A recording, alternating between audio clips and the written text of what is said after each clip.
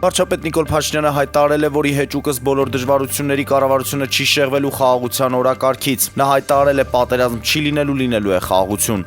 Ազգային ժողովի նախագահ Ալեն Սիմոնյանն անդրադառնալով նախկին նախագահ Սերժ Սարգսյանի ՀՀԿ նիստում ունեցած ելույթին նշել է, կարծում եմ մտածել է, որ բավարար չէ իր եւ Ռոբերտ Քոչարյանի բանավեճը, թե ով է իշխանության բերել ՔՊ-ին եւ մինչեւ հիմա չի հասկացել, որ իշխանության բերում է ժողովուրդը, ասել է նա։ Սերժ Սարգսյանն ազգի կողմից մերժված եզակի անձնավորություն է, նշել է Ալեն Սիմոնյանը։ Անվտանգության խորհրդից հայտնում են, որ ապրիլի 15-ին Անվտանգության խորհրդի քարտուղար Արմեն Գրիգորյանը Բրյուսել կատարած աշխատանքային այցի ընթացքում հանդիպել է պաշտպանության հարցերով եվրոպական հանձնակատար Անդրյուս Կոբիլյուսի հետ։ Անվտանգության խորհրդի քարտուղարը գոհունակություն է հայտնել խաղաղության եվրոպական գործիքակազմի միջոցով Հայաստանի Հանրապետությանը տրամադրված օժանդակության վերաբերյալ, կարևորելով այն Հայաստանի դիմակայունության բարձրացման տեսանկյունից։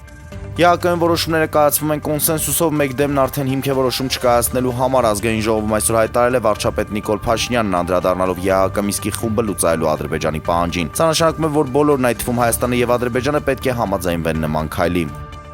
ԱՄՆ նախագահ Դոնալդ Թրամփի հատուկ բանագնաց Սթիվ Ուիթքոֆը հայտարարել է, որ Ռուսաստանի նախագահ Վլադիմիր Պուտինը բաց է Ուկրաինայի հետ մշտական խաղաղության համաձայնագիր կնքելու համար։ Ուիթքոֆը տված հարցազրույցում ասել է, տեսնում է խաղաղության համաձայնագիրը ուրվագծվում է եւ որ Պուտինը երկու հիմնական խորհրդականների հետ մասնակցել է կարևոր հանդիպանը։ Մադրիդի Ռեալի գլխավոր մարզիչ Կարլո Անչելոտին մրցաշրջանի ավարտից հետո կարող է հեռանալ թիմից, ինչպես հայտնում է լրագրող Ֆաբրիցիո Ռոմանոն սոցցանցերում, իտալացի մասնագետի հեռանալու հավանականությունը իսկապես բավականին մեծ է, նշվում է, որ Չեմպիոնների լիգայի քառորդ եզրափակում Լոնդոնի Արսենալի հետ դիմակայունություն Մադրիդյան թիմի հնարավոր պարտության դեպքում Անչելոտին կարող է հեռացվել։